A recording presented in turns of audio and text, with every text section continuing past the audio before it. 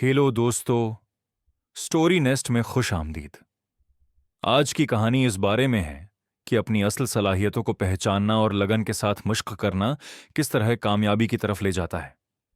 ये कहानी हमें याद दिलाती है कि हर इंसान में कोई ना कोई खास खूबी होती है और सही सोच के साथ हम हर मैदान में आगे बढ़ सकते हैं। इसलिए आखिर तक हमारे साथ रहें। एक छोटे से पुरस्कून शहर में, शहर के एक खामोश कोने में एक खानदान रहता था। इस खानदान में 12 साल का एक लड़का था जिसका नाम ड्यूड था, जो छठी जमात में पढ़ता था। ड्यूड निहायत चस्त और मुतहर्रिक बच्चा था और उसे बाहर खेलना बेहद पसंद था। इसकी सबसे पसंदीदा सरगर्मी फुटबॉल खेलना थी। तकरीबन रोजाना वो करीबी मैदान में जाकर मश्क करता और अपनी महारत बेहतर बनाता। एक दिन स्कूल से वापस आकर ड्यूड सोफे पर बैठ गया। उसके चेहरे पर गहरी सोच और परेशानी साफ नजर आ रही थी। उसने अपनी रियाजी की किताब खोली, कुछ देर देखा, फिर मायूसी के साथ पीछे टेक लगा ली। उसके वालिद, जो अभी बागीचे से आए थे, ये सब देखकर उसके पास बैठ गए और नरमी से पूछा कि क्या बात है। ड्यूड ने बताया कि उसे रियाजी में कम नंबर मिले हैं, मगर असल दुख नंबरों का नहीं था, बल्कि ये बात उसे परेशान कर रही थी कि उसका दोस्त और पड़ोसी मेट हमेशा रियाजी में अच्छे नंबर ले आता था, चाहे ड्यूड जितनी भी कोशिश कर ले।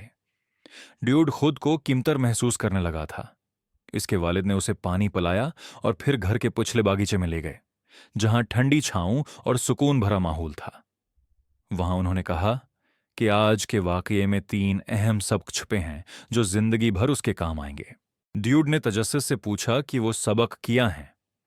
उसके वालिद मुस्कुराए और कहा कि हर सबक एक छोटे से चैलेंज के जरिए सीखना होगा। पहला सबक यह था कि ड्यूड अगले दिन मेट को फुटबॉल खेलने की दावत दे। अगले दिन स्कूल के बाद दोनों मैदान में मिले। ड्यूड रोजाना फुटबॉल खेलता था, इसलिए उसने शानदार खेल पेश किया और 3 गोल किए। दूसरी तरफ मेट फुटबॉल में कमजोर था। वो बार बार गेंद खो देता और गलतियां करता रहा, लेकिन फिर भी सबने खेल का भरपूर लुत्फ उठाया। शाम को ड्यूड ने अपने वालिद को सारा हाल सुनाया। वालिद ने कहा, देखो बेटा, मेट फुटबॉल में अच्छा नहीं, मगर वो रियाजी में बेहतरीन है। तुम रियाजी में कमजोर हो सकते हो, मगर फुटबॉल में बहुत अच्छे हो। हर इंसान एक जैसा नहीं होता, और यही फर्क जिंदगी को खूबसूरत बनाता है। दूसरा सबक यह था कि ड्यूड अगले दिन स्कूल में मेट को गौर से देखे और नोट करे कि वो कितनी बार नंबरों के साथ काम करता है।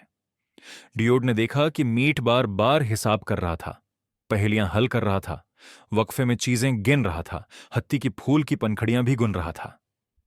जब ड्यूड ने ये सब अपने वालिद को बताया तो उन्होंने कहा, मीट रियाजी में इसलिए अच्छा है क्योंकि वो उसे पसंद करता है और मुसलसल मिश्क करता है। अगर तुम किसी चीज में बेहतर होना चाहते हो तो उसकी मिश्क जरूरी है, जैसे तुम फुटबॉल की रोजाना प्रैक्टिस करते हो। तीसरे और आखिरी सबक के लिए वालिद ने पूछा कि मीट रियाजी में उससे कितना बेहतर है। ड्यूड ने सोचकर कहा, शायद 3 गुना बेहतर। वालिद ने कहा, तो फिर कल तुम रियाजी 3 गुना ज्यादा मेहनत से पढ़ना।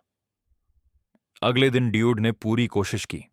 उसने 3 घंटे तक मुसलसल रियाजी पढ़ी, मगर ज्यादा जोर लगाने की वजह से उसका सिर दर्द करने लगा और वो थकन से सो गया।